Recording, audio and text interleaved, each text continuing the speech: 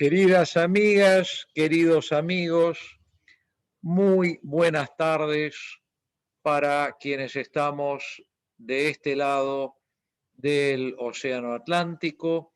Muy buenas noches para quienes nos están acompañando desde la otra orilla, desde África, desde Europa. Y presumo que dentro de pocos días, Dios mediante, tendremos también la incorporación de las estudiantes y los estudiantes que van a comenzar a hacer el programa de cursos para el doctorado en la República Popular China. Así que calculo que a partir de unos pocos días vamos a tener que decir también buena madrugada del día siguiente para quienes nos estén acompañando desde China. Yo tengo la alegría de ver en este momento rostros de África, rostros de Angola. La veo a mi querida y brillante amiga, la profesora Lina Caloyas, que es la directora del Grupo de Estudio e Investigación sobre África subsahariana. Y veo también caras de Europa que nos están acompañando desde allí. Así que prácticamente en estos ya 41 personas está representada gran parte de América Latina. Y entonces este evento es otra maravilla más que nos regala la Unión Brasileño-Argentina por la Integración Jurídica, que junto con la Unión Chileno-Argentina por la Integración Jurídica han aparecido en el marco del Departamento de Ciencias Sociales de la Facultad de Derecho de la Universidad de Buenos Aires, que tengo el enorme honor de dirigir, y en el programa de cursos intensivos válidos para el doctorado de nuestra también querida Facultad de Derecho de la Universidad de Buenos Aires, nuestra madre común.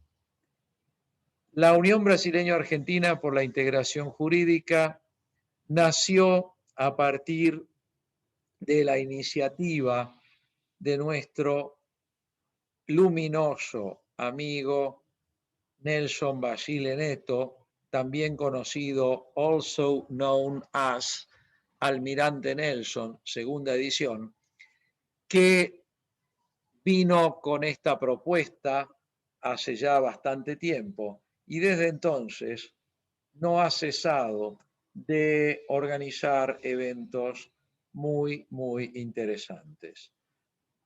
El de hoy surgió de una conversación que tuvimos con Nelson y me llama la triste atención que cada una de las personas que invité para exponer en la reunión de hoy, que son 4 juristas de enorme destaque de Brasil y de Argentina, todas las personas cuando les dije el título del evento es ¿qué pudimos haber hecho mejor? Todos me dijeron la misma respuesta, todo, todo. Todos me dijeron la misma respuesta. Cuando les dije, ¿qué pudimos haber hecho mejor? Todos me dijeron, todo. Pero lo interesante es que cuando comenté esto con gente de Chile, con gente de Perú, con gente de Ecuador, me respondieron exactamente lo mismo. Yo tengo la sensación, con enorme tristeza, de que la humanidad reprobó este examen, que realmente teníamos los medios y habíamos construido las instituciones internacionales como para haber respondido de manera integrada, fraterna, toda la humanidad frente a este flagelo. Y como insisto muchas veces, basta tomar un lápiz y un papel y hacer las cuentas. Si hubiéramos trabajado de esa manera, en este momento tendríamos a toda la población de riesgo del mundo vacunada. Desgraciadamente, no trabajamos de esa manera. Trabajamos cada cual para salvarse a sí mismo y a su propia población de cualquier manera y a como dé lugar, con países que tienen ahora 7 veces su población en vacunas, 4 veces su población en vacunas, y países que no tienen vacunas para dar. Y parece que no aprendimos todavía que mientras haya virus en algún país del mundo, va a haber virus en todos. Y que acá no se va a salvar un continente, un país o una región. O se va a salvar todo el mundo, o esto se transforma en, como dicen los norteamericanos, un extinction event. O sea, sí, esto puede ser un evento de extinción para la humanidad. Y no es un evento de extinción a corto plazo, no es un meteorito que pega contra la Tierra, pero sí es de una gravedad inusitada. Todavía podemos mejorar las cosas. Convocamos a este evento con Nelson fundamentalmente no para llorar juntas, sino para ver qué podemos todavía hacer para mejorar las cosas. No solo Brasil y Argentina, toda Latinoamérica y todo el mundo en la medida de lo posible. Gracias por estar hoy aquí presentes, porque esto significa que nos interesa ese futuro. El evento de hoy lo van a coordinar, mejor no podría ser, en representación de la Argentina, una jurista argentina que es indiscutiblemente internacional, porque es magíster de la Universidad de Girona en Cultura Jurídica de Cataluña, porque, y además también de la Universidad degli Studi di Génova, de Italia, y de la Universidad Austral de Chile, y está cada vez más cerca de ser doctora de la Universidad de Buenos Aires y es docente de jefa de trabajos prácticos de la Facultad de Derecho de la Universidad de Buenos Aires. Y es una persona además entrañable y muy querida. Se trata de la profesora Elizabeth Silva.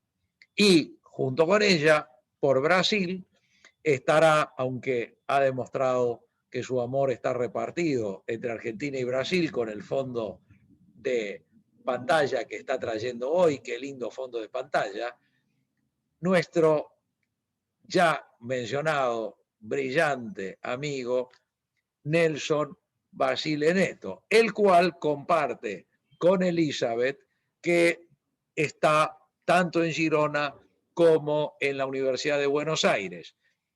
No le vamos a decir todavía, porque todavía no sabe oficialmente la calificación que ha recibido su tesis en el máster en Cultura Jurídica. Lo único que le voy a anticipar es que vaya preparando la botella de champán. Otra cosa no le voy a decir, pero vaya y cómprese un champán caro porque vale la pena, porque vale la pena, porque la noticia que está a punto de recibir vale la pena una botella de buen champán. Así que no le voy a decir nada más, querido profesor Nelson Basile Neto, le paso la palabra y adelante con este evento en el que estoy muy interesado de aprender. Adelante, Nelson, ponga micrófono y hable usted.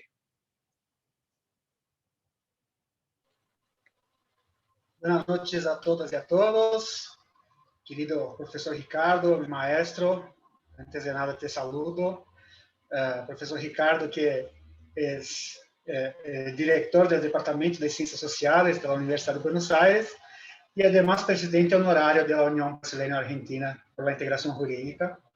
Muchas gracias siempre por sus palabras, por siempre creer en nuestros proyectos y por nos abrir las puertas de la UBA, la universidad que tanto extrañamos en este tiempo de distanciamiento. Eu saludo a todos que nos acompanham esta noite, a todos os professores, as autoridades da UBA, todos os colegas, os amigos. Eu dou aqui, eu pido desculpas para dar um saludo especial à minha abuela, que nos está acompanhando com seus quase 90 anos e que aún não tomou a segunda dose da vacuna, porque estamos muito retrasados neste tema. É com muita alegria que essa noite eu participo neste evento de integração jurídica para discutirmos o que podíamos haver feito melhor em Brasil e Argentina. Este evento organizado por la UBAI, que conta com a coorganização do Foro Universal por la Paz, do Departamento de Ciências Sociais e Pós-Grado da UBA, do Master em Cultura Jurídica de Girona e da UCAI, da União Chileno-Argentina por a Integração Jurídica. E esse evento que, uma vez mais, por ocasião da pandemia, se dá por via Zoom, já que não podemos nos encontrar. Como todos aqui, eu espero escutar a resposta à pergunta que hicimos. O que poderíamos haver feito melhor neste ano de peste? Quando isso todo se começou, eu estava em Girona e recebi uma mensagem do professor Ricardo dizendo que seria de Espanha de imediato, porque as fronteiras da Argentina estavam cerrando. E me falei com o professor Ricardo, que me aconselhou que volvera de imediato também ao Brasil, porque não sabíamos o que iria passar. Não sabíamos como nos quedaríamos, se poderíamos volver, se nos quedaríamos aislados, não sabíamos nada. Era um cenário quase apocalíptico, además porque escutávamos informes de pessoas que volviam seus países e se quedavam em quarentena. Era terrível a situação. Mas eu cheguei em Brasília e tudo estava normal. A gente não usava mascarillas, teníamos e aún temos governantes que negam todo, dizendo que é só uma gripezinha e que não temos que nos preocupar. Um ano depois, eu me pergunto em que nos equivocamos. E, como disse Ricardo, de forma muito sencilla, penso que nos equivocamos em quase tudo. Nós perdemos pessoas queridas, todos nós aqui perdemos pessoas queridas. Em Brasil, hoje se morrem quase 4.000 pessoas por dia. E, em memória dessas pessoas, trago a lembrança do Sr. Jorge, que não encontraremos mais na faculdade quando volvermos. É uma situação terrível. Há uma pessoa em Brasília que declarou que tinha dinheiro para comprar 3 hospitais, mas não tinha condições de uma vaga para sua esposa. O governo lo negou por um ano e aún nega a crise por a qual passamos. E aún pior é que em Brasil se converteu em uma luta política, um tema que é nada mais que de saúde pública. Tardamos tanto em empezar as vacunas que se criou um sítio web com um pronóstico da fecha de vacunação. A minha fecha será só em 9 meses. Então, com esta situação caótica que atravessamos, me gostaria de escutar esses maestros a dizer o que poderíamos haber feito melhor no último ano. Antes de ceder a palavra a los ponentes, eu gostaria só de ler um pequeno trecho de uma canção que diz: Dias tristes, nos cuesta muito estar muito solos. Buscamos 1000 maneiras de vencer a estupidez. Meses grises, é tempo de escondernos. Talvez seja a forma de encontrar-nos outra vez. Volveremos a juntar-nos, volveremos a brindar. Um café queda pendiente em nosso bar. Romperemos esse metro de distância entre tu e eu. E já não haverá uma pantagem entre os dois. Esperamos que assim seja e luego. Assim, pensamos uma vez mais. Doy a palavra ao querido professor Kleber, vamos escuchá-lo. Professor Kleber, que é promotor de Justiça do Ministério Público de Minas Gerais, tem pós-graduação em Direito Civil por la Universidade de Anguera, maestria em Segurança Jurídica e Direito por la Universidade de Girona e doutorando em Direito Civil por la Universidade de Buenos Aires. Dr. Kleber, graças por estar conosco. Estudia a palavra. Obrigado. Olá, professores e professoras, amigos e amigas. É um prazer, uma honra, uma grande satisfação participar desse seminário idealizado e capitaneado pela União Brasileño-Argentina por la Integração Jurídica, sobretudo por receber o convite de uma pessoa que eu tenho um elevado apreço, que é o Dr. Nelson Neto, que faz um brilhante trabalho à frente dessa Argentina. Também é uma grande responsabilidade falar para todos vocês, sobretudo por estarem presentes dois professores que eu tenho um especial carinho. O professor Ricardo Hartmann, que eu não canso de dizer que abriu as portas da Universidade de Buenos Aires para todos nós e, portanto, também da Argentina para todos nós brasileiros. Nós temos um carinho muito especial pelo Dr. Ricardo. Também é uma grande responsabilidade falar na presença da doutora Luciana Scott, que é a minha diretora de tese doutoral, que tem tido uma grande paciência comigo e me ensinado demais, e eu tenho certeza que a doutora Luciana, durante esse tempo que nós iremos trabalhar, irá me ensinar ainda mais, eu aprenderei muito mais com ela, que é uma brilhante jurista. Bom, nesses 15 minutos que eu possuo, e não quero estourar esse horário, eu quero tratar daquilo que eu chamo de standards de proteção à saúde e de combate ao Covid. E eu extraio esses standards, sobretudo, de decisões da Suprema Corte Brasileira e da Comissão Interamericana de Direitos Humanos, que no ano de 2020 estabeleceu uma resolução 1 de 2020, que estabeleceu inúmeras recomendações aos Estados americanos, inclusive ao Brasil.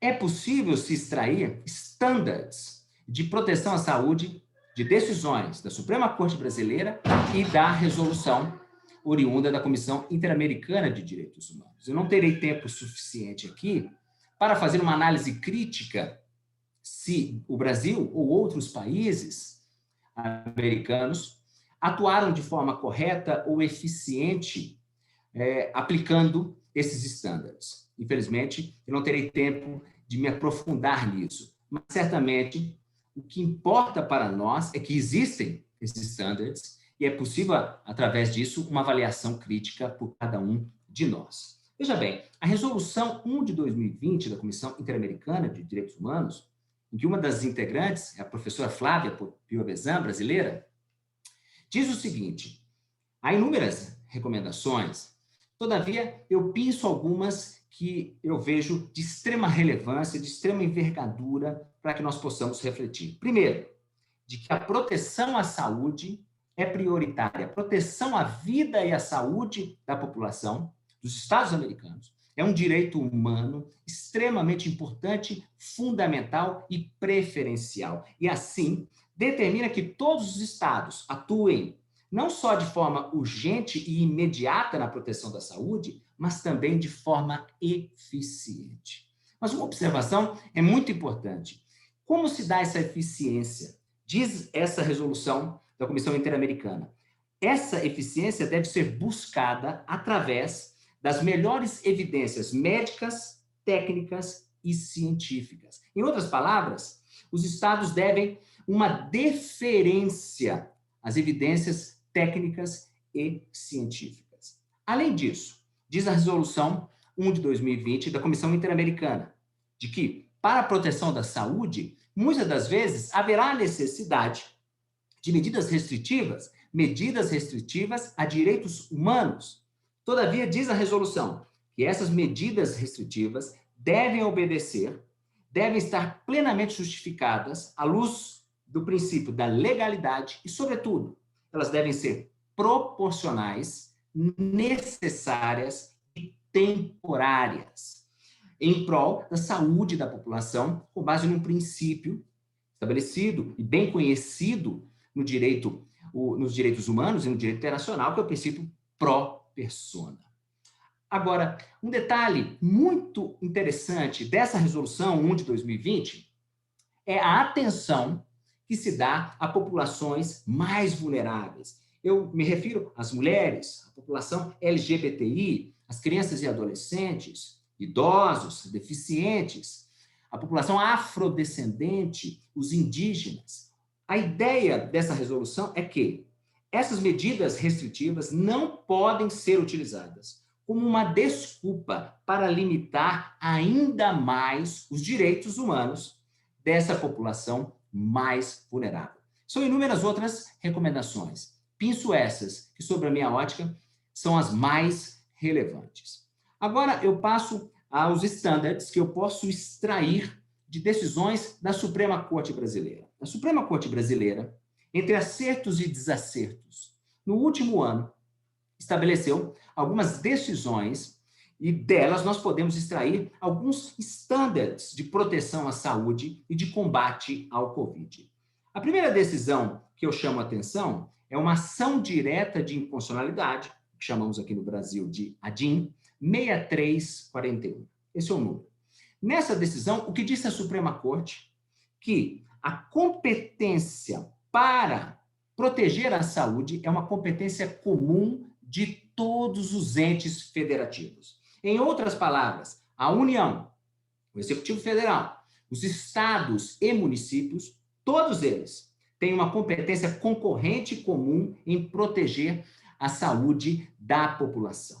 Claro, se a competência é da União, dos estados e dos municípios, certamente haverá conflitos. Como solucionar esses conflitos? O Supremo Tribunal Federal Brasileiro disse: para solucionar esses conflitos, deve-se pautar pela melhor realização do direito à saúde. Ou seja, aquele ente federativo que melhor atua em proteção da saúde, é dessa decisão que deve prevalecer. Ou seja, indúbio pró-saúde. E esse princípio indúbio pró-saúde é ainda melhor tecido em outras decisões.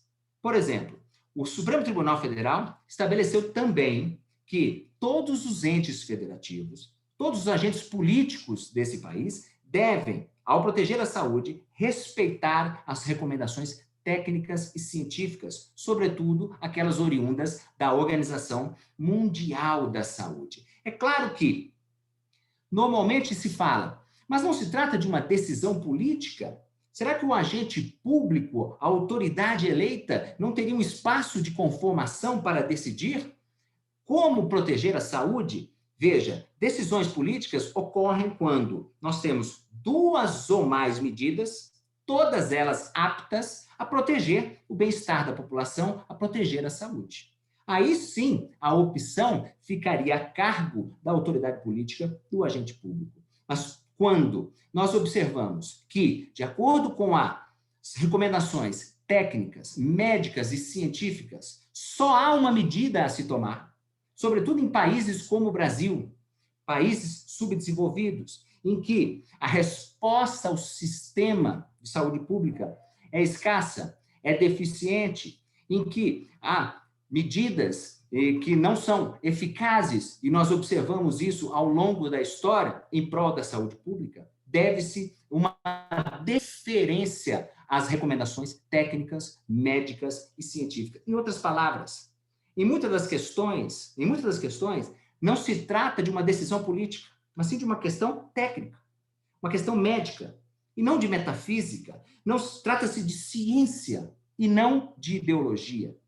Agora, mesmo que houvesse uma dúvida no plano médico, técnico e científico acerca das melhores medidas para combater o Covid, para proteger a saúde pública, mesmo assim, deveria-se invocar, e assim disse o Supremo Tribunal Federal, dois princípios muito caros ao meio ambiente, mas aplicáveis também em matéria de saúde pública. São os princípios da precaução e da prevenção. Ou seja, se houvesse uma dúvida científica, médico-técnica, mesmo assim, o agente público, a autoridade eleita, deveria se pautar em prol da saúde pública. Deveria tomar medidas em prol da saúde pública. Voltamos agora ao princípio indúbio pró-saúde que eu me referi no começo. Claro, certamente as autoridades políticas e agentes públicos dizem, mas a questão econômica assola o país tal qual a pandemia. Agora veja, o que é certo é que a Comissão Interamericana de Direitos Humanos, nessa resolução que eu me referi, no item 5, traz uma recomendação extremamente relevante acerca da questão econômica. O que diz o item 5 dessa resolução da Comissão Interamericana?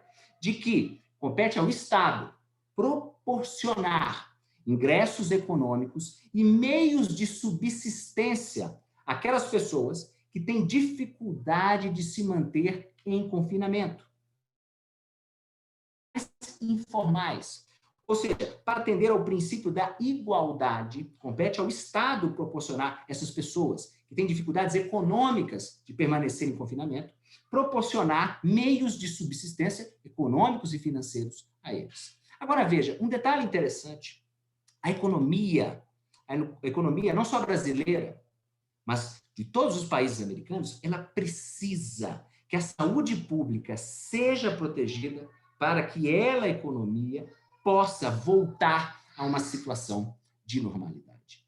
Por fim, creio que não vou extrapolar os meus 15 minutos, o Supremo Tribunal Federal também trouxe outro estándar de proteção à saúde pública brasileira. Isso foi através de uma ação de descumprimento de preceito fundamental, aqui chamamos de ADPF, número 669. Nessa ação de descumprimento de preceito fundamental, o que disse o Supremo Tribunal Federal? Disse o seguinte: a liberdade de expressão, sobretudo em democracias jovens, como é a democracia brasileira, trata-se de um direito humano de primeira grandeza. Aqui se fala que a liberdade de expressão possui uma posição de preferência, uma posição preferencial quando em conflito, quando em choque com outros direitos fundamentais. Todavia, o que disse o Supremo Tribunal Federal? Que nós não podemos visualizar a liberdade de expressão de um particular tal qual visualizamos a liberdade de expressão de um agente público. Por quê?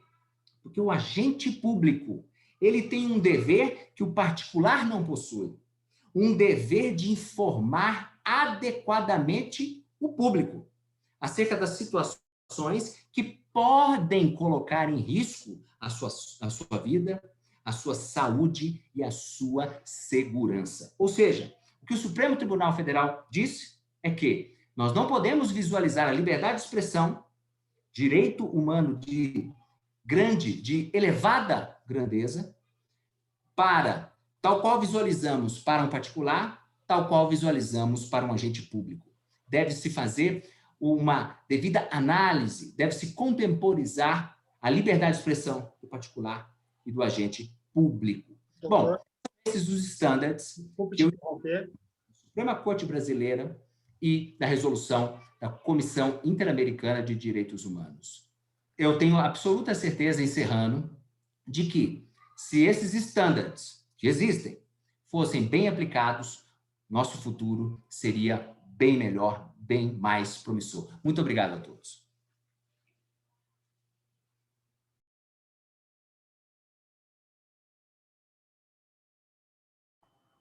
Muchas gracias, doctor Kleber. Muchísimas gracias por su brillante exposición. Y cuando escuchaba a Ricardo y a Nelson, no podía evitar acordarme también cuando comenzó la pandemia y veíamos las noticias de los países cómo se robaban entre sí, tipo piratas, los insumos más básicos de barbijos, respiradores, alcohol. Y yo pensé que habíamos aprendido algo, pero con las vacunas estamos casi haciendo lo mismo cuando hacen acopio innecesario de vacunas, dejando a otros países sin casi nada. Y esos otros países somos generalmente los países que menos recursos tenemos, o sea que volvemos a cometer los mismos errores de siempre y no aprendemos absolutamente nada. Pero bueno, son pequeñas cosas que quería acotar. Ahora les dejo con una brillante expositora que todos conocemos, ella es la doctora Luciana Scotti, una excelente abogada que es egresada de la Facultad de Derecho de la Universidad de Buenos Aires, doctora de la misma casa, profesora de los cursos del doctorado. No quiero sacarle más tiempo porque la verdad que siempre es un placer escucharla y me encantaría escucharla en forma presencial, que espero que sea muy pronto eso, así que bueno, todo suyo el micrófono, doctora. Muchas gracias, Elizabeth, por la presentación.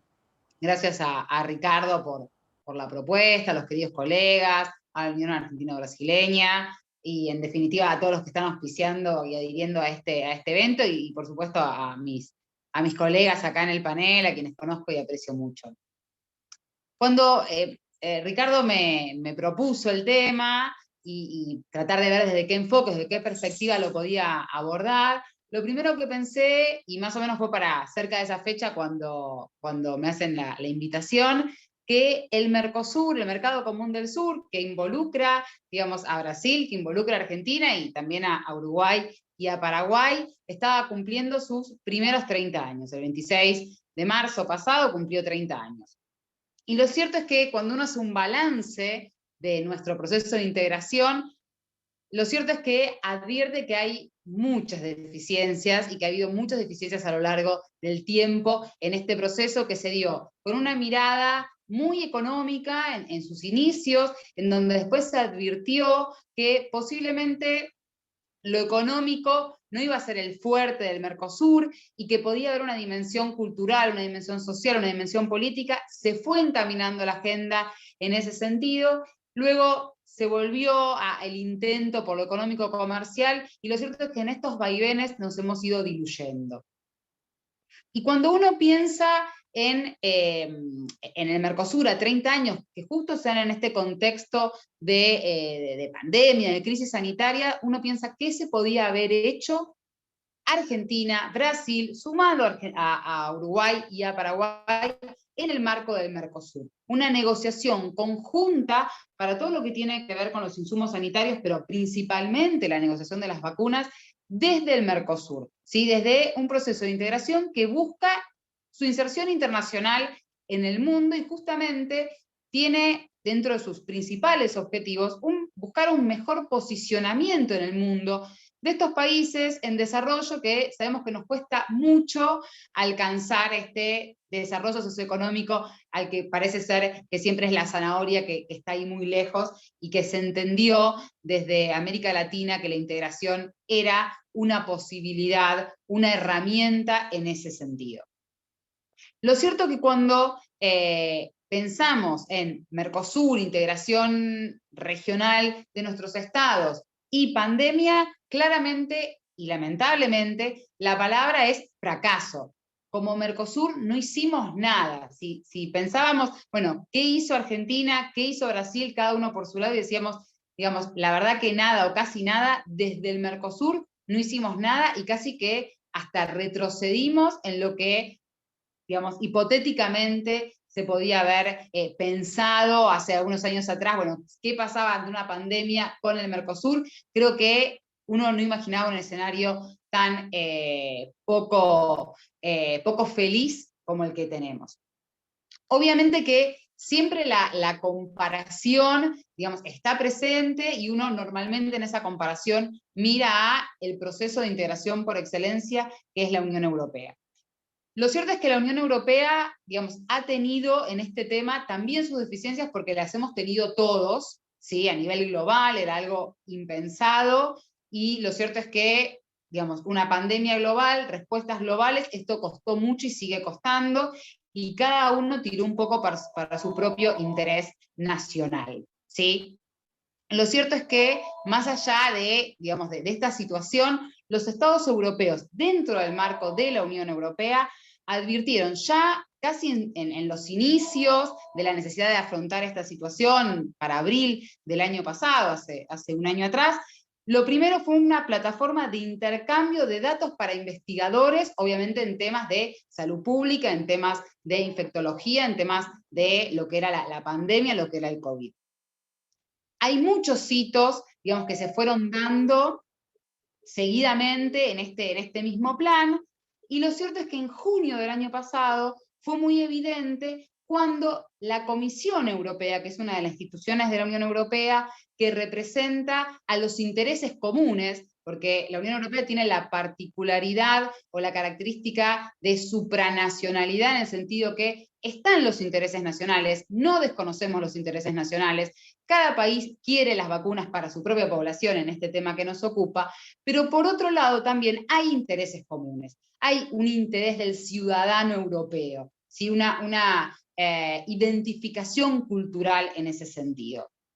Y fue en junio cuando la Comisión de la Unión Europea, en representación de sus intereses comunes, presenta una estrategia de la Unión Europea para todo lo vinculado al desarrollo, fabricación y distribución de las vacunas. ¿Sí? Lo cierto es que, todas las cuestiones que tienen que ver con salud pública no es materia estrictamente delegada en la Unión Europea. Los Estados no delegaron la materia salud pública a la Unión Europea, con lo cual podrían haber los Estados optar por su propia estrategia. Sin embargo, los 27 estados, ya dejó fuera el Reino Unido porque ya se había dado la situación del Brexit, optaron por estar adentro de esa estrategia, porque entendieron que era la mejor manera y la mejor posibilidad de posicionarse en el mundo para la obtención de las vacunas. Al punto que, más allá de que digamos, la aprobación de las vacunas fue relativamente lenta en el ámbito de la Unión Europea, sobre todo porque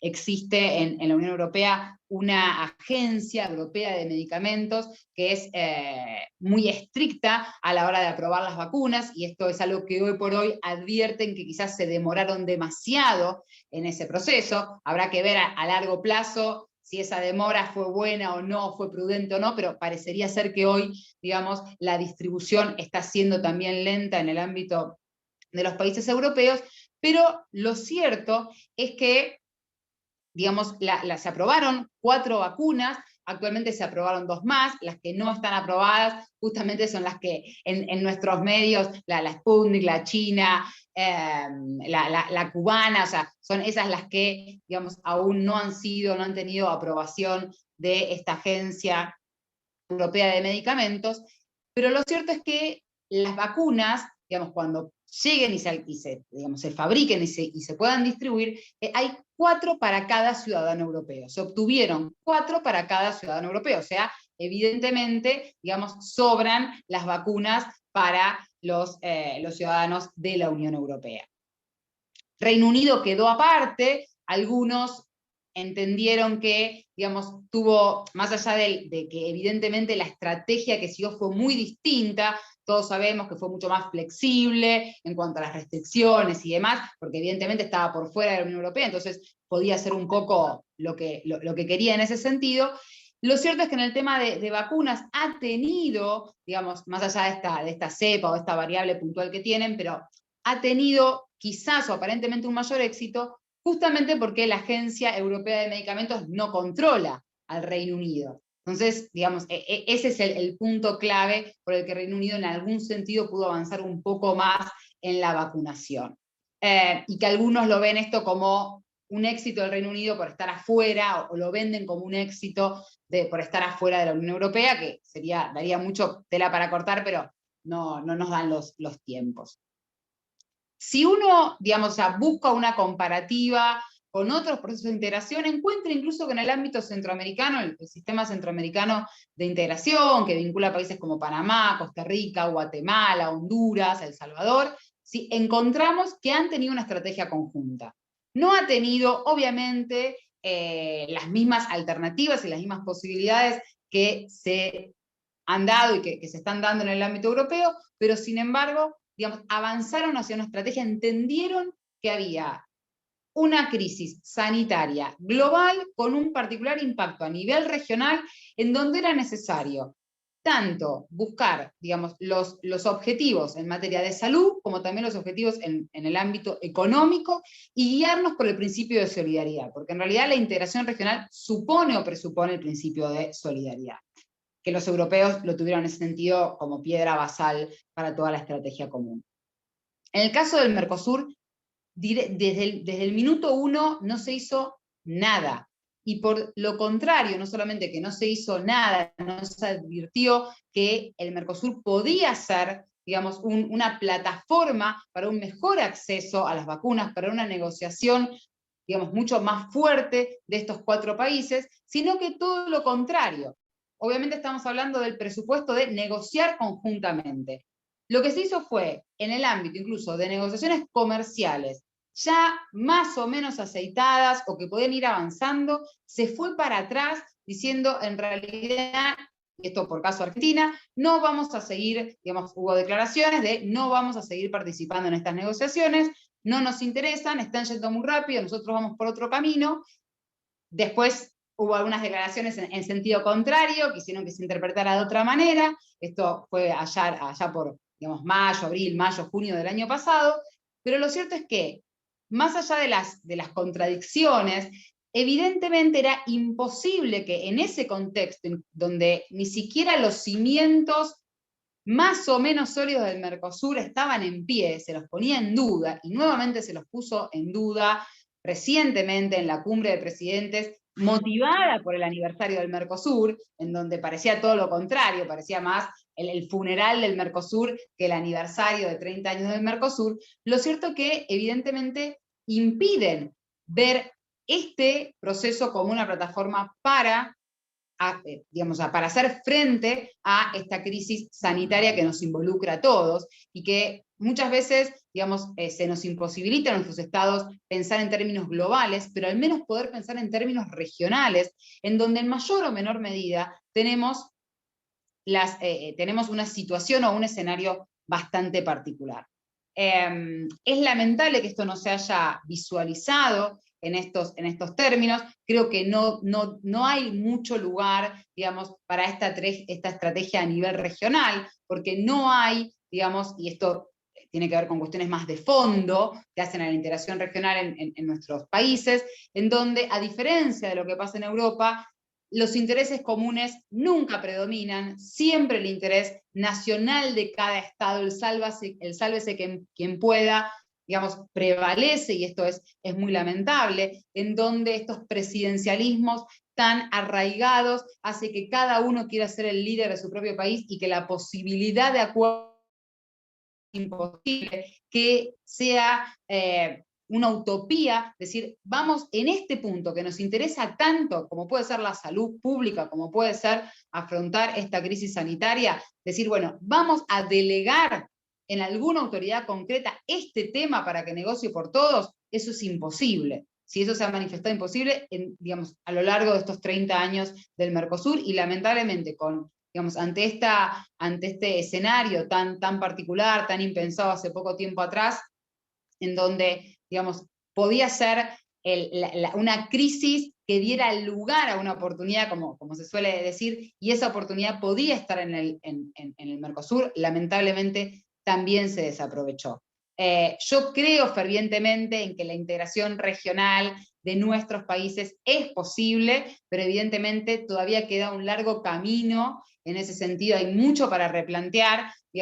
Ojalá podamos en algún momento sentarnos de acuerdo, juntos, ponernos de acuerdo, dejar las diferencias de lado, dejar las posiciones ideológicas coyunturales de un presidente de otro, que hacen que, el Mercosur en definitiva, y el proceso de integración que nos toque, más allá de este o cualquier otro que podamos afrontar, se termine diluyendo. Es una pena, haber transitado 30 años para llegar en alguna medida a esta conclusión, que no es la deseada, pero yo creo de todos modos que tenemos que tratar de ir en ese sentido. Es complejo, es difícil, pero espero que en algún momento dado nos demos cuenta, y que en estos distintos ámbitos en donde se está haciendo un balance y perspectivas del Mercosur, bueno, lleguemos, a poder hacer un mejor diagnóstico de lo que hay y tener mejor perspectivas de futuro. En este tema que hoy nos toca y nos convoca a todos, como en muchos otros que hacen al desarrollo de nuestros pueblos.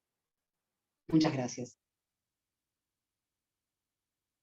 A ustedes. Doctora Luciana, muchas gracias por su ponencia, muchas gracias, de verdad brillante. Le digo a todos que si tienen alguna cuestión, que pongan en el chat, y al final de las ponencias vamos a hacer todas las preguntas. Ahora presento a doutora Gislene Cremaschi Lima. Como nossa colega do Brasil, vou apresentar em português. Ela é advogada, formada pela FMU, especialista em Direito Civil e Direito Médico, estudante do Programa de Atualização em Ciências Jurídicas, válido para o doutorado da Universidade de Buenos Aires, participante do Grupo de Estudos de Direito Sanitário da Universidade de São Paulo, inscrita no Programa Futuro da Saúde, Aspectos Legais e Ensino Einstein, e membro da Comissão Especial de Estudos de Contencioso de Volume da OAB São Paulo. Doutora Gislene, muito obrigado mais uma vez pela sua presença. a palavra é sua.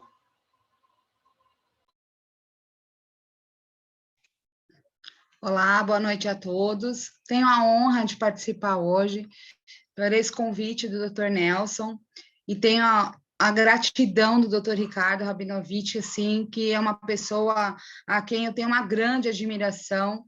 Sou grata por ele sempre insistir que eu vou além daquele que eu penso. Obrigada, Dr. Ricardo. A todos eu quero deixar essa deferência no meu nome.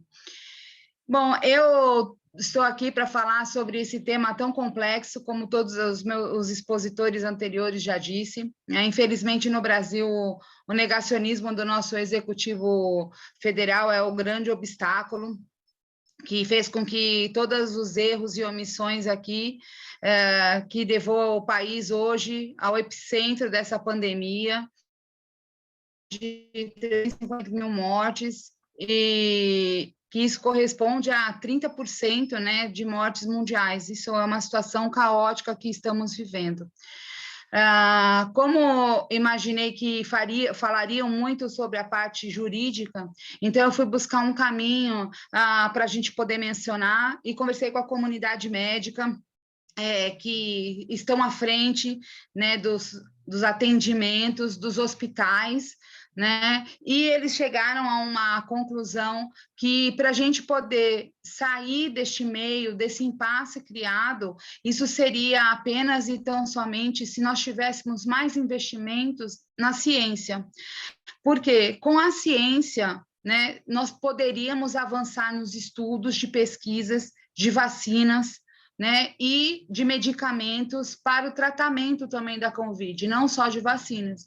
O Brasil, acredito que aí na Argentina também foi tardia esse início de vacinação, que deixou todo mundo à beira do abismo, né, político, por conta de não terem esses retornos, né, de compra de vacinação, e os outros países foram avançando. Ainda a Argentina começou antes que o Brasil. Bom, dito isso, o que a gente pode fazer a comunidade médica nos ensinou? Disse assim que o que a vacina vai fazer? Ela pode, a vacina não, perdão, a ciência, ela pode ter a verificação dessas mutações, se essas vacinas que estão já em andamento, elas atenderão a essas mutações, e se ainda os imunizantes, os efeitos desses imunizantes, de cada vacina, quanto tempo ele durará. Isso é importante, essa análise. E o que é preciso para essa pesquisa acontecer? Os investimentos. No Brasil, o nosso Executivo Federal, ele tinha à disposição mais de 400 milhões para investir em pesquisas. Houve um corte e ele investiu apenas e tão somente 120 milhões. Isso afastou totalmente a possibilidade de sairmos dessa crise. Não tinha como, né? Não leva adiante nenhum centro de pesquisa, nenhum governo estadual, ele é criticado porque ele tenta pesquisar. Então,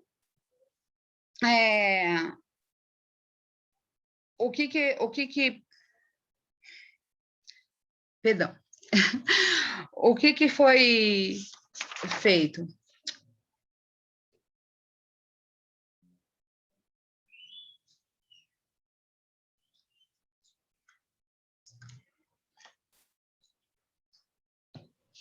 Estás sem microfone, Gislene.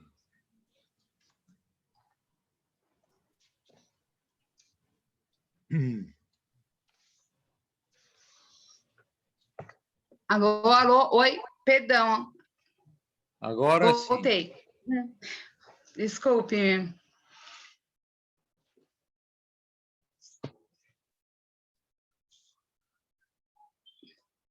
Olá, agora? Tá. Voltando.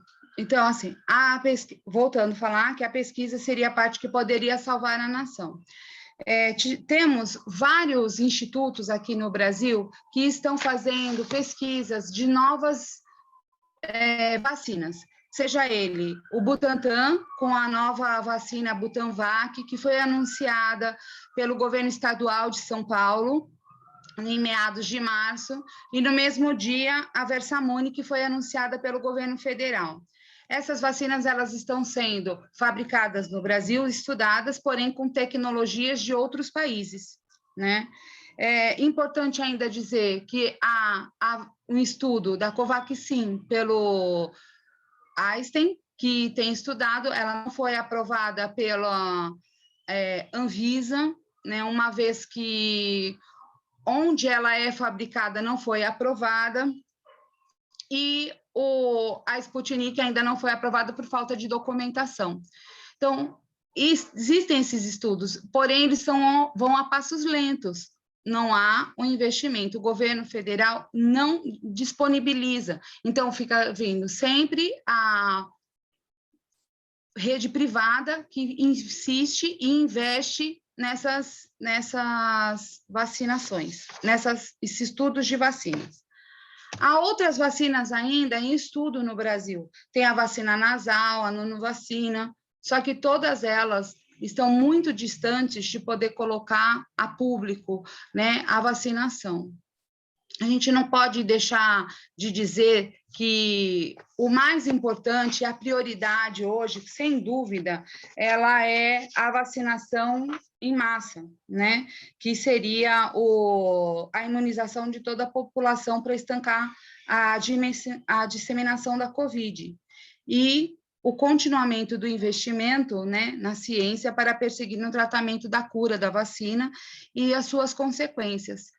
A comunidade médica que está à frente de todo esse tratamento, e eles insistem nisso, né, na ampliação do estudo da vacina, no estudo da ciência, porque eles não aguentam mais toda essa linha de frente, a falta de medicamentos, de suprimentos, de oxigênios, e eles veem a morte todos os dias. Estão acabando, os médicos eles estão num estágio físico e mental, né, dilacerado, acaba tendo o corte de médicos na linha de frente, porque os hospitais vão ficando superlotados, com todas essas faltas de medicamentos, e os médicos não conseguem atender a tudo e a todos.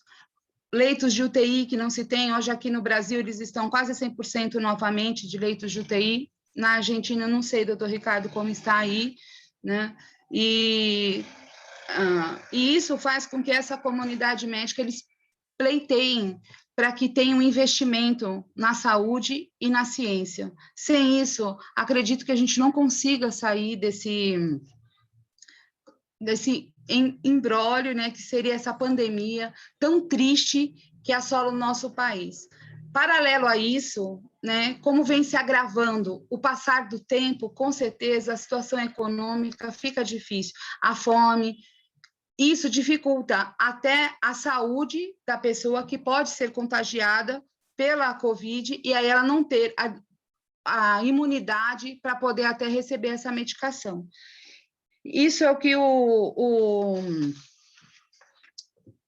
a comunidade médica conversou comigo, me expôs com muito carinho, né? E eu queria passar para vocês que realmente o importante é esse investimento na ciência, que eu acredito que não só aqui no Brasil, como também, né, no Mercosul, como brilhantemente disse a doutora Luciana Scott, né?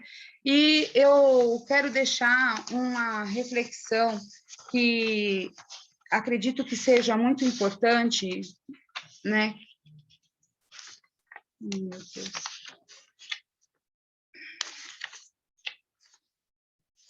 Que é só um pensamento, tá? De Mahatma Gandhi. Os 7 pecados capitais responsáveis pelas injustiças sociais são riqueza sem trabalho, prazeres sem escrúpulos, conhecimento sem sabedoria, comércio sem moral, política sem idealismo, religião sem sacrifício e ciência sem humanismo. Acredito que com isso a gente consiga caminhar todo mundo juntos, né, para que a gente consiga sair dessa epidemia, dessa pandemia e ter uma vida melhor.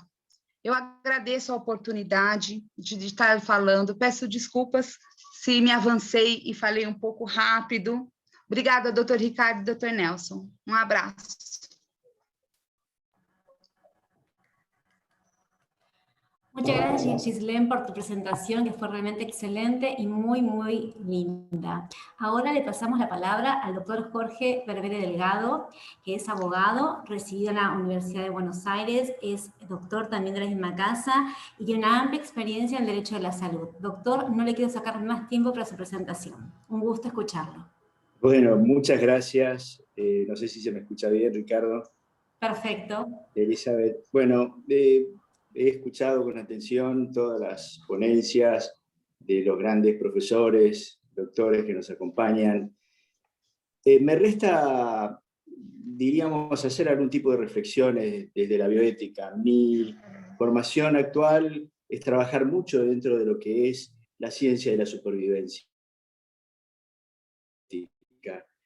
Y diríamos que en estos últimos años, quizá a partir de la segunda mitad del siglo XX, tenemos una construcción de unas nuevas realidades que fueron diagramadas a partir de los avances ditirámbicos de la biociencia, de la biotecnología.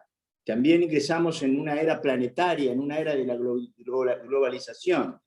También estamos en pleno apogeo antropocéntrico, en la hiperinflación, en la economía del conocimiento y también, lamentablemente, en la era del calentamiento global.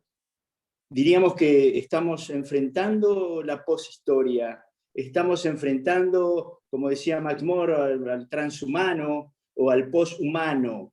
¿Y qué nos encontramos?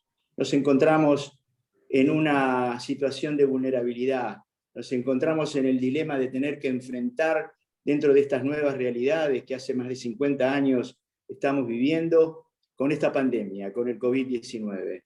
Y como decía Ricardo al principio, cuando se ponía a consultar qué han hecho nuestros países, si han hecho algo, y bueno, no hemos hecho nada. ¿En qué hemos colaborado? Nada.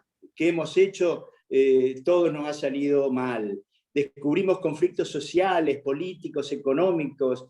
Nos ha producido una sensación que hoy mantengo de un nihilismo social, de una negación a todo principio y fundamento moral, u objetivo del conocimiento, en un debate sin sentido, como ser el que nuestros políticos vienen produciendo, nuestros economistas, en privilegiar la vida o la economía, cuando ambas cuestiones son profundamente relevantes para todo ser humano. Vemos y escuchamos los discursos tanto del presidente brasilero como del presidente argentino, en una disputa sin sentido. Parece que no estamos tomando conciencia, parece que no toman conciencia de la gravedad actual. No estamos aprendiendo mucho, lamentablemente. Lamentablemente estamos, diríamos, enfrentando día a día y debatiendo una postura dentro de un manejo de confort. O sea, cada uno se ubica dentro de aquel sector que dice o que piensa igual que nosotros, construyendo enfrentamientos día a día a través de la famosa grieta. Y esto no pasa en la Argentina, pasa también en Brasil, pasa en muchos países. Estamos viviendo este futuro incierto, y a la hora de definir qué futuro pretendemos para nuestros países, no solamente tenemos que definir para nuestros países, sino qué futuro pretendemos para el mundo. Interrogantes que inexorablemente debemos enfrentar y responder.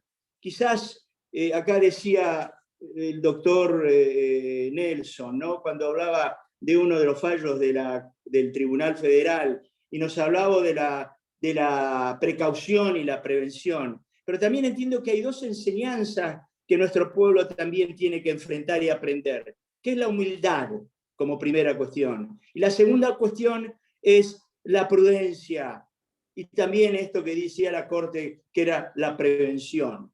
¿Por qué hablo de la humildad?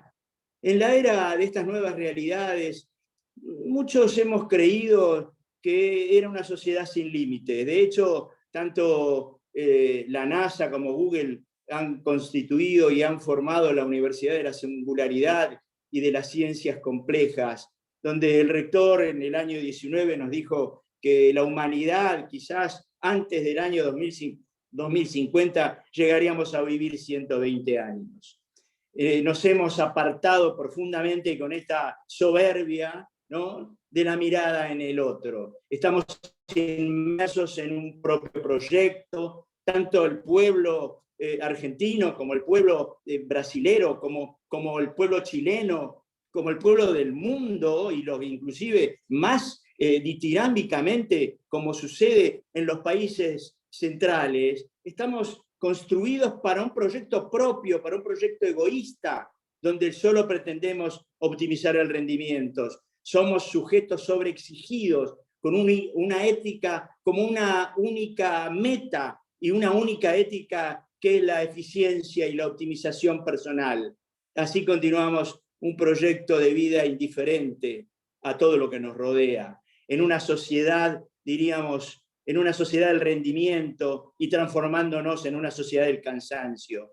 Creemos que como principio y como tarea fundamental de nuestros pueblos es la conciencia con humildad de nuestra propia vulnerabilidad, despojándonos de nuestra omnipotencia ridícula. Otra de las enseñanzas que debemos tomar es la prudencia, que no significa no tomar riesgos. Por el contrario, la prudencia es tener una mirada en perspectiva futura, cosa que no estamos haciendo, y obrar en consecuencia.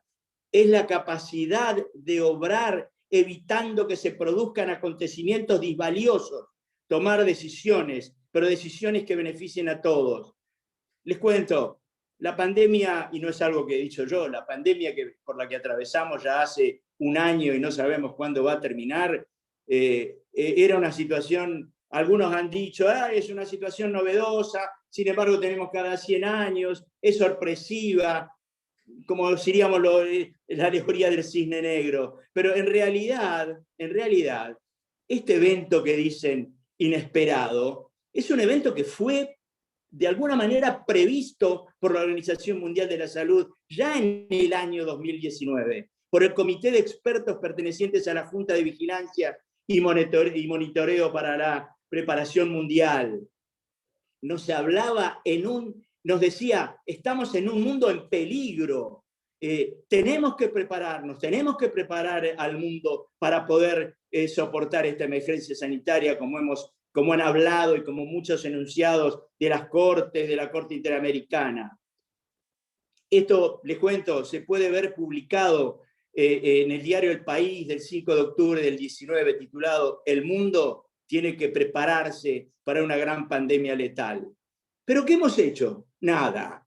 ¿En qué nos hemos constituido si todo el día vivimos discutiendo? Si todo el día decimos que esta vacuna sirve, que la otra no, que una es veneno, que no nos podemos vacunar. ¿De qué nos sirve llegar a diríamos, excesivo o estos avances tan profundos de la biociencia y de la biotecnología? ¿Qué hemos aprendido? Pero la pregunta, diría yo, ¿qué podemos hacer nuestros pueblos? ¿Qué puede hacer Brasil y Argentina para tener algún tipo de integración desde el punto de vista de la cultura, desde el punto de vista de las emociones, del sentimiento, por una patria grande? ¿Qué podemos hacer en el mundo? Muchos hemos aprendido a partir del trabajo bioético, de algunas reflexiones de filósofos, de economistas, inclusive cuando lo escucho a Ricardo, a sociólogos, a muchos actores de la ciencia. Y diríamos, también hemos escuchado, fundamentalmente cuando nos habló el Papa Francisco, propuestas para un cambio de paradigma económico, social, cultural, de manera global. ¿Y cuál sería el modelo? Ahí definió algunos de nuestros amigos, inclusive Samiagui y otros, como un modelo llamado de resiliencia transformadora. ¿Y qué significa esto? Que creo que es importante transmitirlo y reflexionar en esto.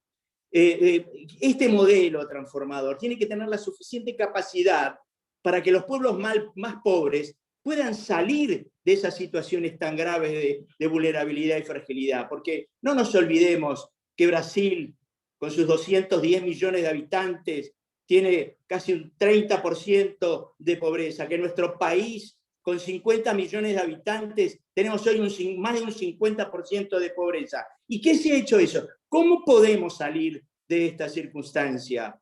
Sin duda que tenemos que proponer y conseguir herramientas capaces de revertir ese modelo de acumulación salvaje por parte de unos pocos, donde el mundo actual, menos del 1% de la población mundial, bordeando los 8.000 millones de habitantes, concentra casi el 99% de pobreza. Pero ¿cuáles son estas propuestas de transformación? Y tenemos que buscar algunas, y tenemos que reflexionar, y tenemos que discutir. Nos podemos oponer a la monopolización del poder económico por parte de ciertos sectores, por parte de ciertas empresas. Miren, con solo ver el sistema económico actual, donde está desprovisto de toda justicia distributiva, de toda justicia social. Tenemos, por ejemplo, el ejemplo de lo que es GAFAM, que es un acrónimo que representa a las empresas más importantes que manejan la conectividad y las redes sociales. Representan Google, Amazon, Facebook, Apple, Microsoft, que manejan un capital total que supera el PBI de muchos países. ¿Y por qué? De países como Portugal, inclusive quizás como el de Uruguay, el de Chile, países donde el PBI no alcanza para poder solucionar los problemas de la gente. Pero ¿qué pasa con estos? Miren, este grupo llamado GAFAM, en este último año, ha concentrado ganancias de casi $1.000 millones. Es obsceno. ¿Y saben lo que hacen con muchas empresas? Las mandan a los paraísos fiscales. No las ponen dentro del aparato productivo. GAFAM sin duda domina y creo que dominará el mundo digital. Los conectados a la red en el mundo aumentan día a día de manera exponencial. Actualmente llegamos a casi el 60% de la población mundial que tiene medios precarios, muchos, y otros deficientes también, el 60% de la población mundial. En el año 19 leí en algún lugar que el número de usuarios o internautas alcanzaba a más o poco más de 4.000 millones de habitantes del país, casi un 50 y tantos % de la población mundial. También tenemos que empezar a debatir y a redefinir qué modelo económico social de bienestar para la vida del ser humano. Y me refiero al modelo que hoy impera, un modelo lineal de producción. Y tenemos que modificar ese modelo, porque es un modelo que consume, es un modelo que no recicla, que se consume la materia prima. No sé el tiempo, Ricardo, discúlpame cómo ando, pero bueno, ya termino. Por un modelo, digamos, circular, por un modelo circular, tanto en el ámbito público y en el ámbito privado. Pero ¿qué pasa? ¿A quién le interesa el modelo circular? A los verdes, diríamos. Una economía verde. A los países centrales no les interesa. Le interesa un escenario de consumo, porque eso provoca la acumulación de capital. Nadie discute si tenemos que ir al modelo lineal y tenemos que no generar más residuos. Esta economía verde es la que hace sostenible el ambiente, como ello también beneficia a la salud. También tenemos que concebir, hablamos mucho de la salud, de todo el trabajo de la prosalud, pero ¿qué es? ¿Cómo logramos eso? Yo creo que no podemos resolver con estos principios, diríamos, de la salud como un interés público, no. Es más que eso. La salud es un bien común. Hay que eliminar, hay que luchar, la población, nosotros, los pueblos tenemos que luchar para eliminar los patentamientos. Tuvimos la experiencia en la Argentina cuando en la década del 60 el presidente Ilía quiso nacionalizar los laboratorios y de alguna manera hacernos cargo de la producción de los medicamentos. En la Argentina duró muy poquito, lo echaron directamente, ¿no? Eliminar ese patentamiento. Ya terminamos. La salud debe interpretarse como un bien común para la humanidad. Materializar y garantizar para todos los habitantes esto que el Papa en algún momento definió como las 3 T: techo, trabajo, tierra. Modificar el funcionamiento financiero y muchísimas otras cuestiones más.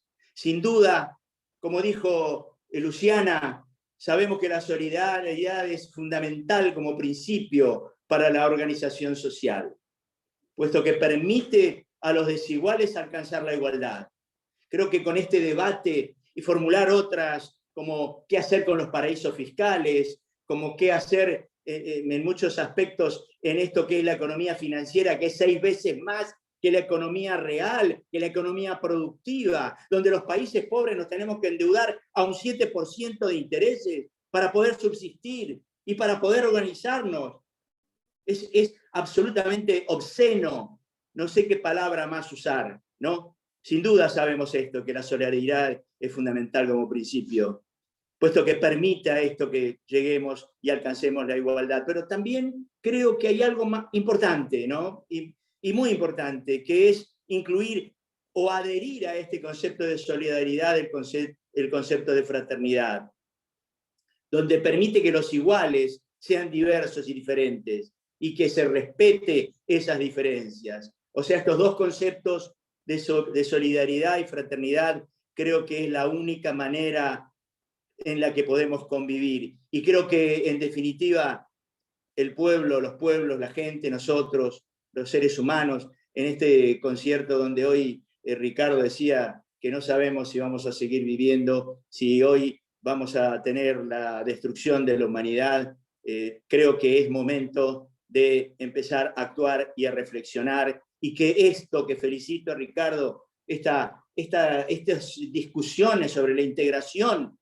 jurídica entre nuestros países, que hace 30 años estamos luchando y que solamente nos ha interesado la economía, nos interesen otras cosas, nos interese la cultura, las emociones, crear, borrar fronteras, poder abrazarnos como países, como latinos, y creo que eso es imperioso, es una pasión civil, es la pureza del pueblo, es el desprenderse, es la esperanza y es la creatividad. Les agradezco, disculpen todo lo que acabo de decir, pero la verdad es que me conmueve el momento histórico que vivimos y esperemos poder abrazarnos. Les mando un gran cariño y gracias.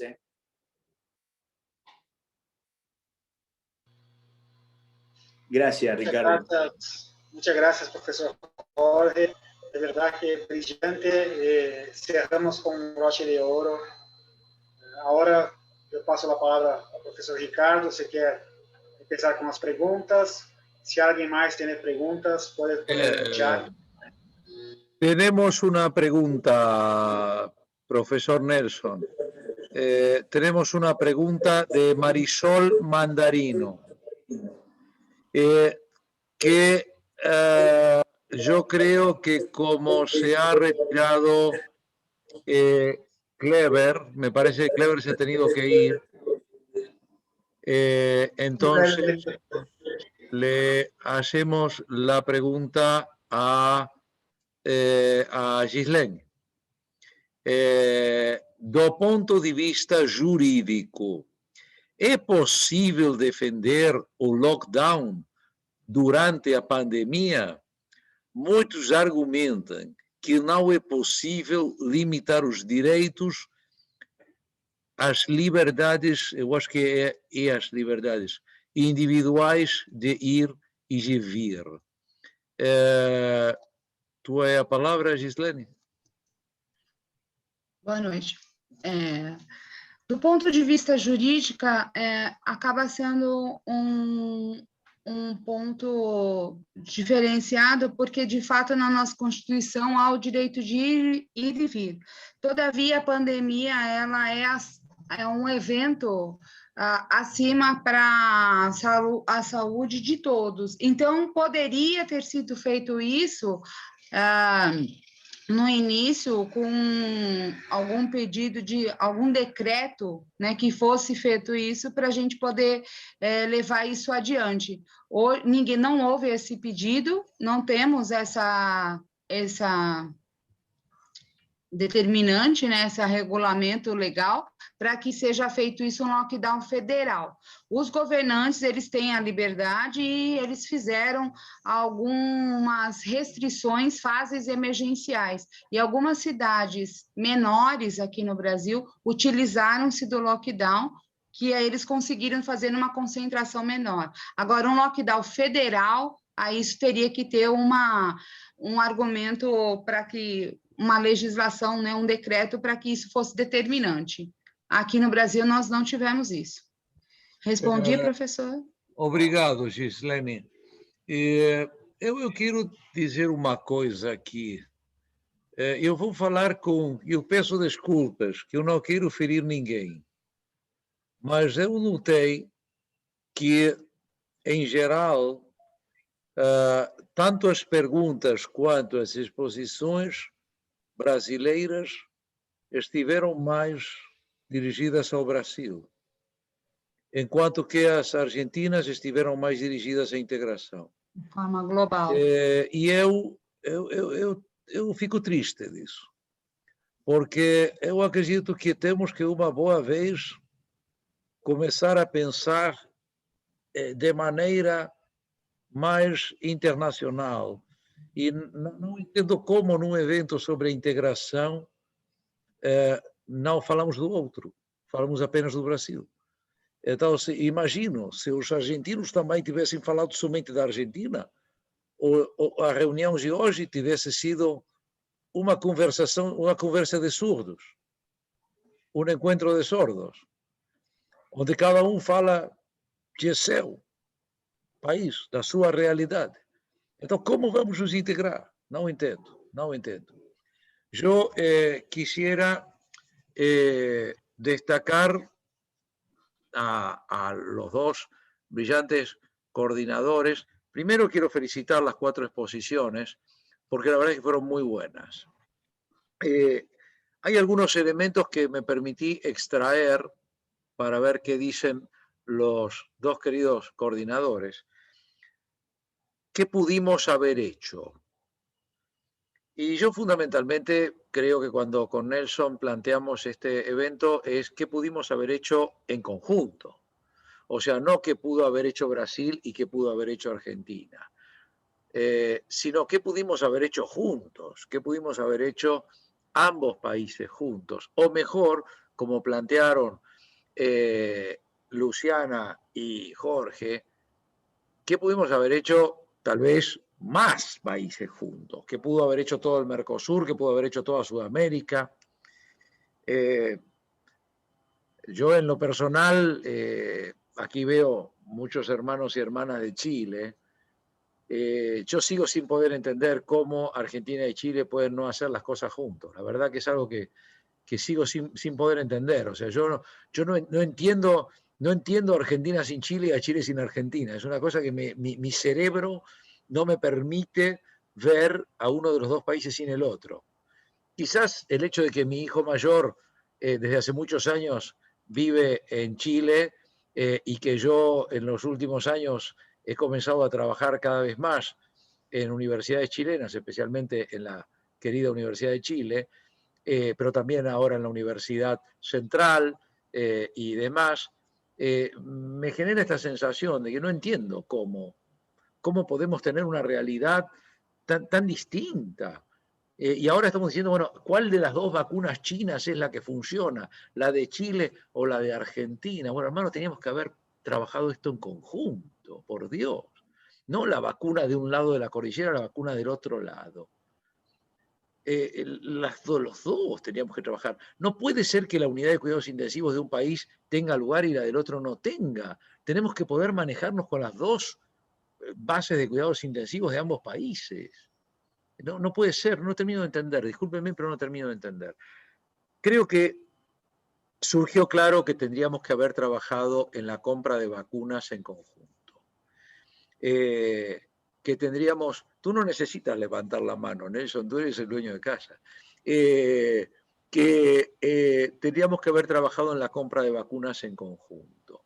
Teníamos que habernos puesto en conjunto, como bien dijo Luciana, a tratar de conseguir las vacunas. Y acá esto se vincula con lo que dijo Gisleni. Investigar en conjunto. Investigar en conjunto.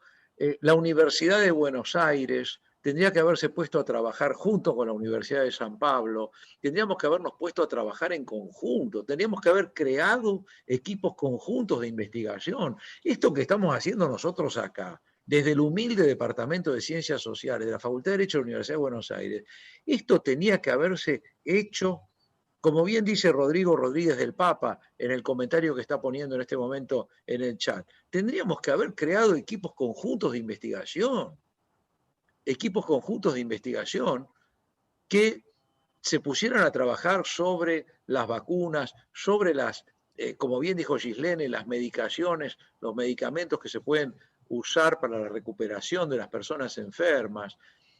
No puede ser que dos países que tienen la capacidad, sumo a Chile también, sumo a los demás países del Mercosur, países que tienen una capacidad de investigación extraordinaria, que tienen universidades que están reconocidas entre las primeras universidades del mundo, no puede ser que no se pongan a trabajar en conjunto. No puede ser, es algo inconcebible. Destaco algo que dijo también Luciana, en el sentido de que, y que también surge de la exposición excelente y además tan fuerte, tan carismática de mi querido, dilecto, admirado amigo Jorge, que debemos pasar por encima de las diferencias ideológicas momentáneas de cada gobierno. Nuestros países son democracias, gracias a Dios, y son democracias rotativas, donde durante este periodo gobierna este partido y el periodo siguiente va a gobernar otro partido posiblemente, y el periodo siguiente va a gobernar otro partido. Y puede ser que nos caiga más simpático un presidente o una presidenta que otro o que otra, pero no podemos supeditar que nos llevemos bien y que hagamos emprendimientos conjuntos, incluso frente a elementos como la salud de nuestra gente. No puede ser que lo supeditemos a que estemos o no estemos de acuerdo con las ideas políticas de quien gobierna en el país vecino. No puede ser. Nosotros no tenemos que pensar en el presidente de Brasil o el presidente de Argentina o el presidente de Chile. Tengo que pensar en el pueblo de Brasil, el pueblo de Chile, el pueblo de Argentina, el pueblo de Uruguay, el pueblo de Perú, el pueblo de Ecuador, del país que sea. Entonces tenemos que tener, y esto lo destaco mucho de lo que dijo Luciana y surge también de lo que dijo Jorge, tenemos que pasar por encima de estas cosas. Además, pensar que los presidentes cambian, los partidos van rotando. Gracias a Dios nuestros países se están consolidando ya de manera, creo yo, que definitiva, como países democráticos, donde asumimos que como una de las cuestiones que suceden en la democracia, hoy gobiernas tú, mañana gobierna él, mañana gobierno yo, mañana gobierna ella, y esto va cambiando. Entonces hay que, creo yo, encarar esto. Y luego destaco muchísimo de lo que dijo Jorge, el tema de que si no repensamos las estructuras macroeconómicas, si no repensamos el esquema macroeconómico y la manera de pensar económicamente o socioeconómicamente o jurídico-socioeconómicamente nuestras realidades, no sé si va a servir hacer en parches, en aspectos pequeños, concretos. Es muy difícil. Yo realmente creo que uno de los grandes factores que quedó en evidencia con la pandemia es que el mundo está económicamente moviéndose sobre criterios equivocados. Criterios que no traen felicidad, criterios que traen tristeza, que traen dolor, que traen desazón. No me extraña, porque es la realidad que teníamos. El coronavirus mostró las cosas, iluminó los rincones oscuros, pero no aportó cosas que no supiéramos de antes. Yo pienso que el auge de las drogas pesadas en el mundo tiene que ver muchísimo con la terrible insatisfacción que se ha generado a través de nuestras culturas. No estamos realmente generando felicidad ni generando optimismo en la gente ni nada. En medio de todo eso, como bien dice Jorge, nos avisaron y nos volvieron a avisar. En medio de todo eso estalló una pandemia. Y la verdad, estamos destruidos. Estamos muy mal porque sobre una realidad de tristeza, de desesperanza, un mundo en el cual la alegría surge de estupideces y los modelos a seguir son personas de un vacío total y notable. Entonces, en medio de todo eso, nos cae una pandemia y no tenemos fuerza espiritual para ir contra esa pandemia. No tenemos fuerza espiritual para ir contra esa pandemia. Estamos vacíos frente a un desastre y estamos vacíos y tenemos que ponernos a pensar. Ahora es el coronavirus. No sabemos cómo va a comportarse esto, como bien dijeron ustedes, no sabemos. Esto es el coronavirus. La próxima puede ser otro virus, otro tipo de enfermedad, pero luego hay otras cosas. Luego hay otras cosas. Yo me pregunto, si no nos pudimos organizar en el mundo para vacunar a nuestra población a un nivel global, ¿cómo haríamos para destruir un meteorito? ¿Cómo vamos a hacer para destruir un meteorito cuando nos están avisando que de acá a no muchos años vamos a pasar por un riesgo de varios meteoritos que pueden pegar en la Tierra y terminar con la vida en la Tierra? Y tenemos la tecnología para destruir esos meteoritos en el espacio. Pero ¿cómo lo vamos a hacer si no sabemos, ni siquiera somos capaces de comprar vacunas y dar vacunas para la población del mundo? ¿Cómo vamos a hacer un sistema de destrucción de un meteorito? O sea, es terrible que los humanos seamos tan imbéciles, discúlpenme, es terrible. Realmente no se puede entender. En este caso es Brasil y Argentina, puede ser Chile y Argentina, podemos ser todo el Mercosur, puede ser toda Latinoamérica, es el mundo en general. Es el mundo en general. Es el mundo en general. Por favor, tratemos de no suicidarnos en masa, tratemos de hacer cada una y cada uno de nosotros su granito de arena, su pequeño esfuerzo. Integración jurídica es integración en general, es ese abrazo fraterno del que hablaba Jorge Berbere, es ese abrazo fraterno, es esa fraternidad que tendría que ser natural en el ser humano. Esto es asombroso. Tenemos una preguntita para Luciana. Pregunta, dice, no, yo creo que decía preguntita. De Franco, que dice, ¿cuál cree que va a pasar? Pienso, ¿qué cree que va a pasar si Argentina se alejara del Mercosur y se alejara del mundo? ¿Cómo va a hacer para conseguir vacunas? ¿Cree que este gobierno hizo todo mal? Bueno, vamos a ver. La pregunta es una pregunta de combate político. Estamos tratando de conseguir paz y futuro. Entonces, un abrazo muy grande, Franco. Querido profesor Jorge, Nelson y Elizabeth, ustedes tienen, se activan el sonido solo, no necesitan pedir la palabra. Yo ya me callo la boca y está pidiendo la palabra Jorge también. Entonces, se puede, yo aprovecho porque quiero hacer un comentario. Y así ya le damos la palabra. Antes que nada, gostaria de saludar a minha querida Silvia, presidente do Fórum Internacional, que está acá, a professora doutora Andrea Gastrão. Doutor Jorge, em Brasil, hoje se está discutindo muito, por lo que viu também na Argentina, a possibilidade de uma vacunação por particulares, que as empresas possam comprar vacunas para vacunar a seus empregados ou a sua diretoria, não sei como se vai fazer. Eu gostaria de ouvir o que pensas dessa criação de uma classe especial de pessoas vacunadas que vão estar à frente de toda a população. ¿Para quién es la pregunta? A doutor Jorge, por favor. Jorge, adelante. Conecta micrófono, Jorge. Ahí habilito. Ahí está. Nelson, un gusto.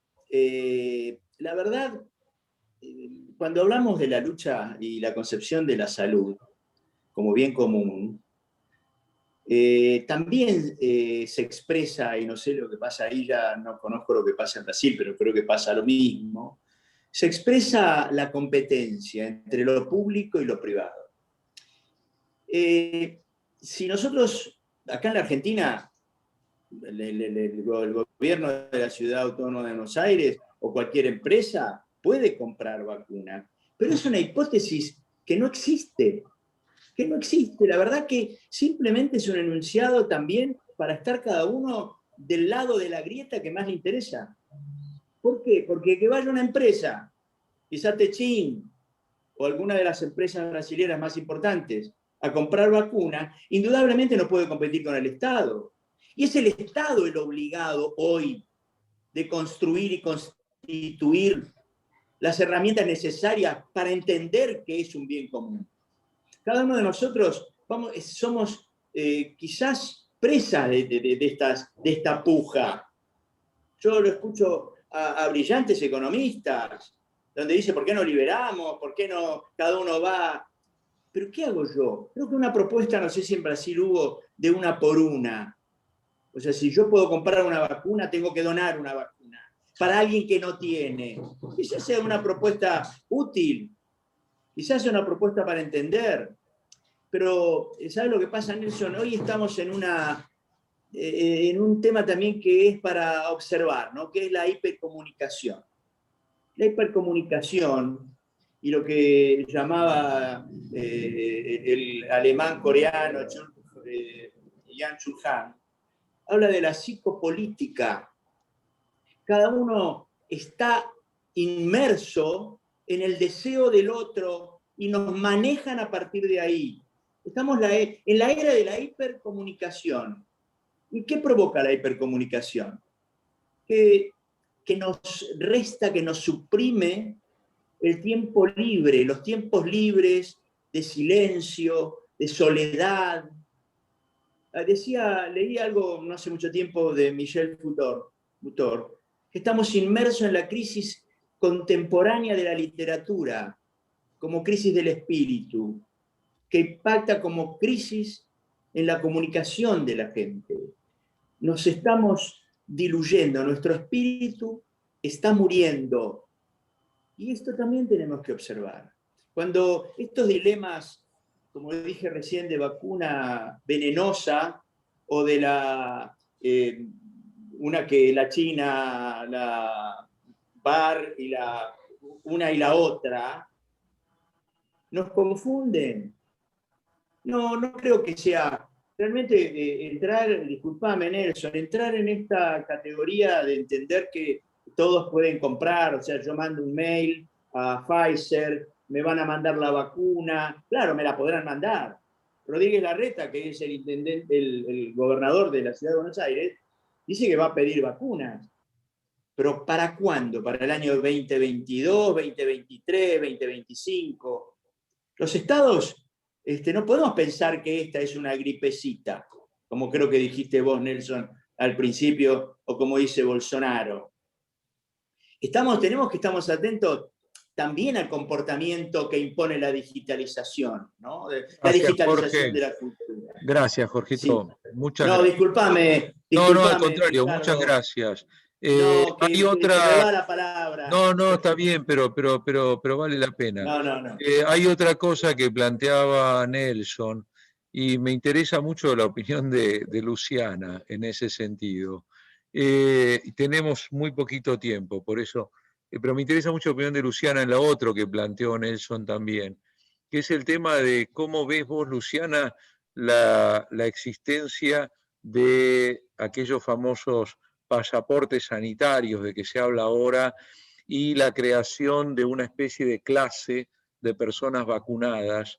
¿Cómo ves esto desde el punto de vista jurídico, constitucional, de derechos y demás? ¿Qué opinas de esto? Y yo creo que, o sea, restringe, digamos, o sea, todo tipo de derechos justamente porque, a ver, si todos tuviéramos el mismo acceso a las vacunas, es una cosa, pero no teniéndolos, es como que se van a crear diferentes clases o subclases, digamos, entre los que están vacunados, los que no, los que tienen una dosis, los que tienen dos, los que tienen tal vacuna o tal otra, que está toda esta cuestión de cuáles tienen más eficacia y cuáles menos. O sea, yo creo que, digamos, el camino no va por ahí. Digamos, creo que obviamente, uno de los sectores que están muy afectados tiene que ver con las cuestiones del turismo y se entiende y apuntan a ese, digamos, a fortalecer, digamos, ese nicho, pero creo que me parece que en la ponderación de valores, derechos de los ciudadanos, igualdad, no discriminación y turismo, derecho al turismo, derecho al ocio, me parece que está claro por dónde se inclina la balanza, ¿no? Y yo creo que, bueno, de hecho, es uno de los primeros ámbitos en donde la restricción se puede dar, se debe dar, y creo que no hay mucho para decir al respecto. Lamentablemente a todos nos gusta, o a la mayoría nos gusta viajar, conocer, etcétera, pero bueno, me parece que lamentablemente ahora tenemos que resignar ese individualismo, ¿no? Me parece que hay mucho individualismo en esto. Gracias, Luciana. Rodrigo Rodríguez del Papa dice, y me parece una buena reflexión, Nelson y Elizabeth, creio que a pandemia mostrou que é necessário que exista uma forma de criar cooperação entre a comunidade científica isenta de ideologia política e de fronteiras nacionais, ou seja, uma ciência sem fronteiras. Eu acho, sim, eu também penso que é perfeito.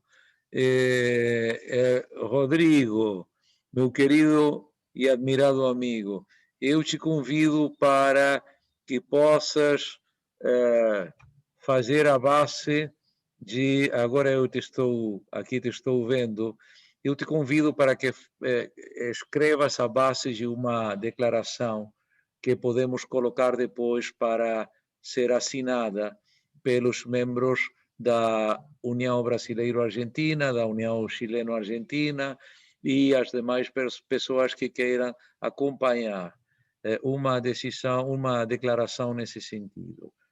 Creio que todos e todas concordamos contigo em que, evidentemente, como surgiu das exposições hoje, devemos começar a trabalhar no sentido de criar, vamos ver, gente querida, foi tão difícil hoje se reunir e conversar juntas e juntos, foi tão difícil criar, ou seja, por que não o podem fazer também os médicos, os biólogos?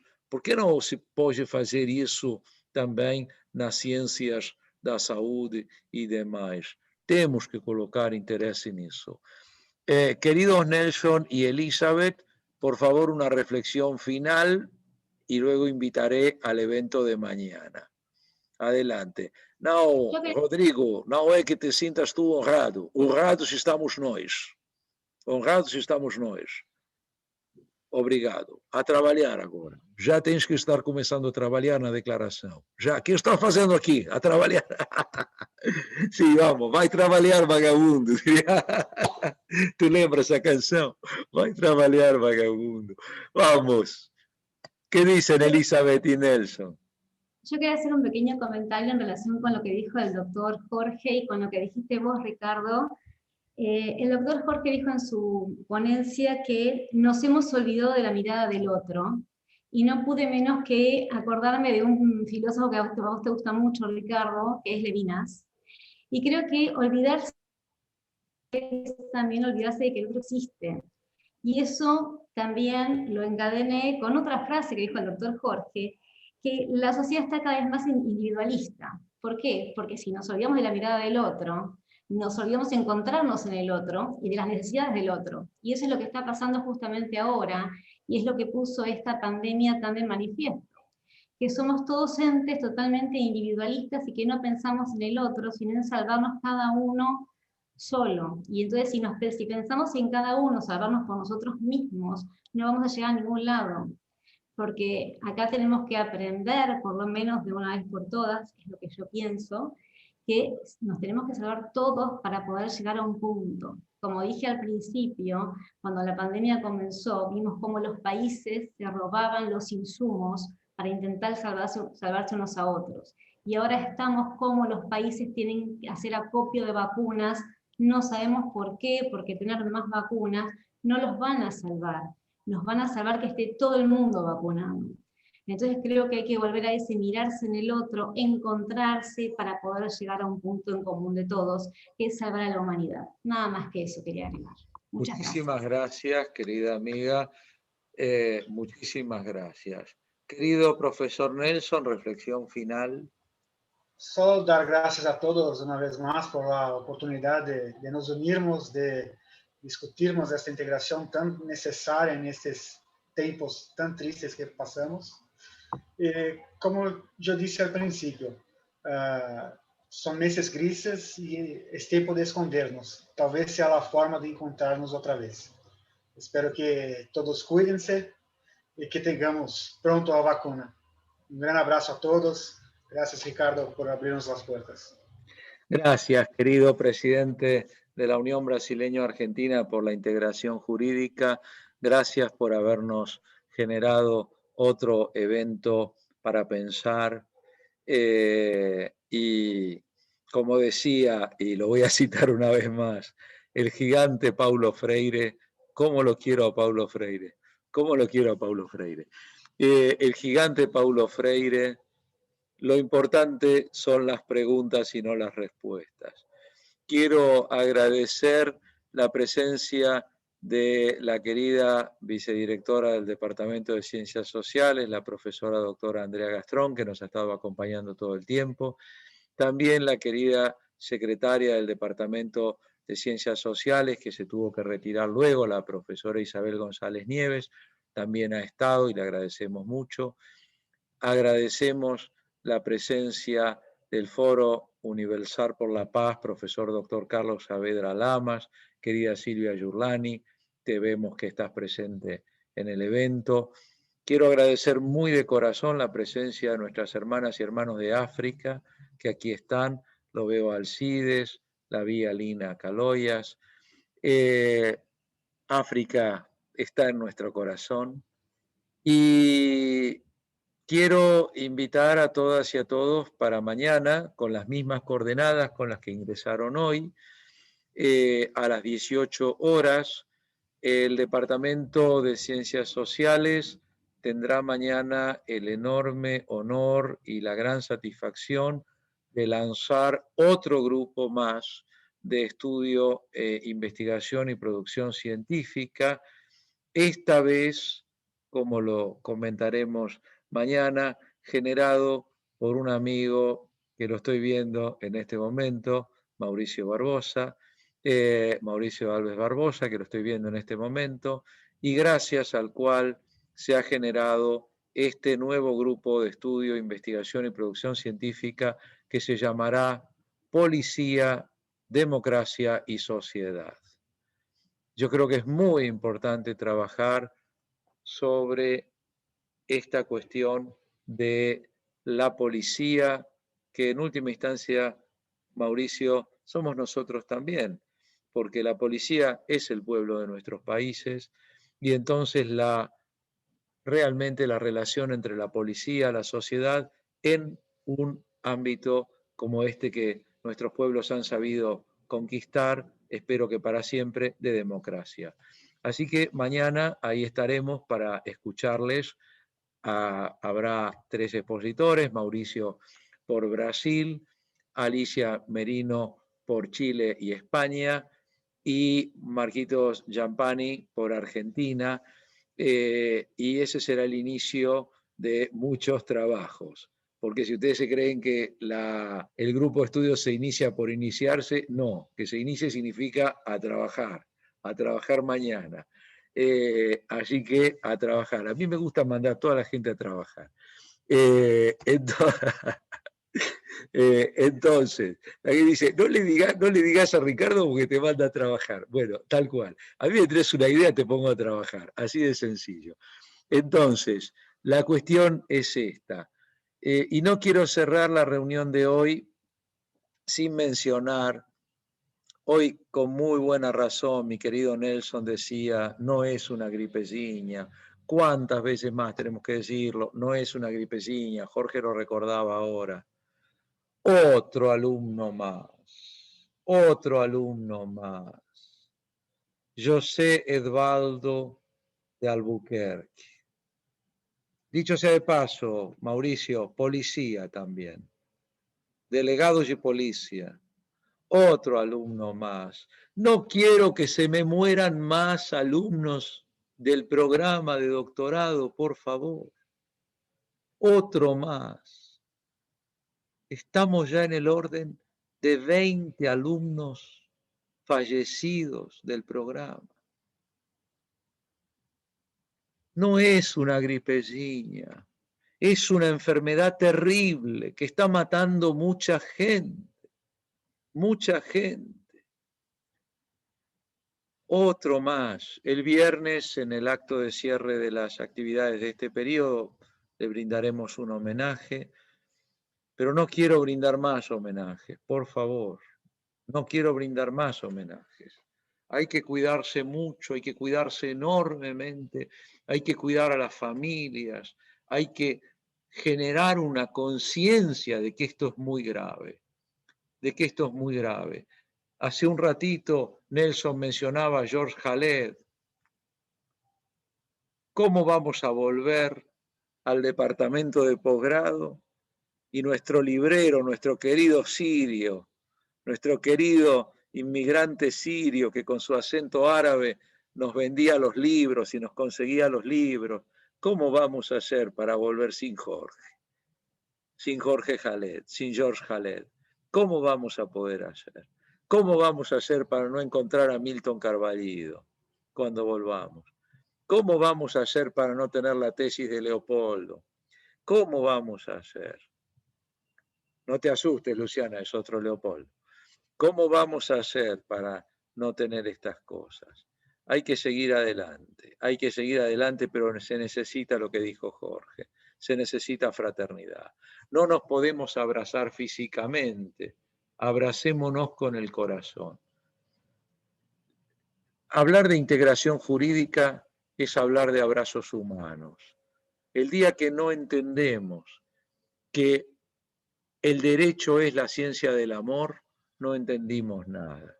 Muchísimas gracias por todo, gracias por estar, gracias porque sigamos construyendo el futuro juntas y nos encontramos, Dios mediante, entonces, mañana a las 18 horas. Un abrazo muy grande para todas y para todos.